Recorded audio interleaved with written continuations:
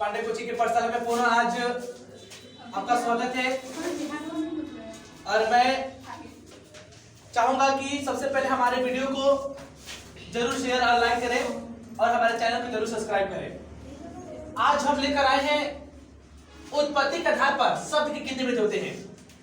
उत्पत्ति के आधार पर शब्द के कितने भेद होते हैं। तो हम देख रहे हैं कि उत्पत्ति के आधार पर शब्द के मुख्यतः 5 भेद होते हैं। उत्पत्ति के आधार पर शब्द के मुख्यतः 5 भेद होते हैं। पहला है तत्शब्द, दूसरा का है तद्भव, तीसरा है देशज, चौथा है विदेशज, पांचवा है अवर्संकर। अर्थात उत्पत्ति के आधार पर शब्दों का मुख्यतः 5 भेद होता है। पहला तत्शब्द, दूसरा तद्भव, तीसरा देशज, चौथा विदेशज, पांचवा अवर्संकर।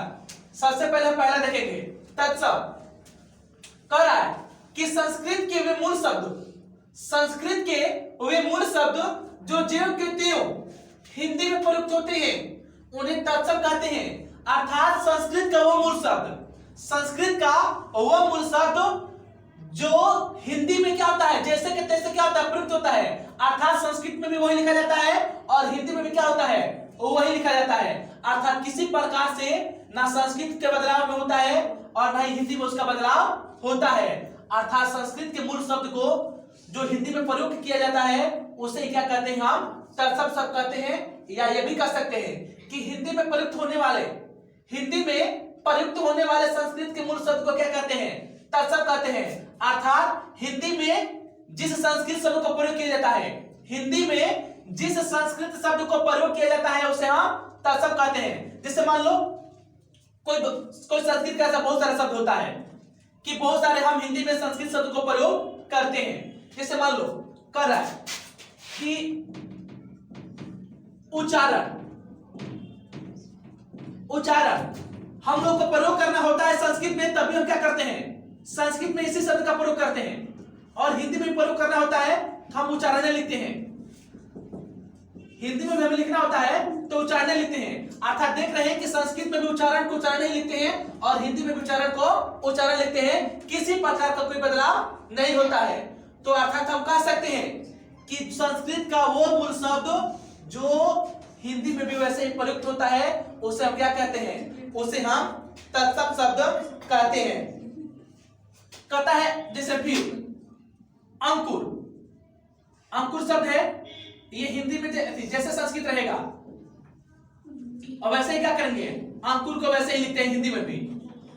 अर्थात किसी प्रकार का कोई बदलाव नहीं होगा। आहार भी शब्द है, ये संस्कृत और हिंदी क्या होता है दोनों में एक जैसा लिखा जाता है।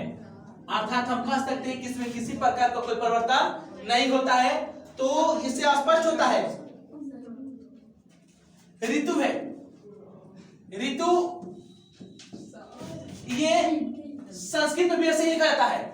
ऋतु संस्कृत में भी ऐसे ही लिखा जाता है और हिंदी में भी क्या होता है ऐसे ही लिखा जाता है। अर्थात किसी प्रकार का कोई परिवर्तन नहीं होता है। तो हम कह सकते हैं कि संस्कृत के वे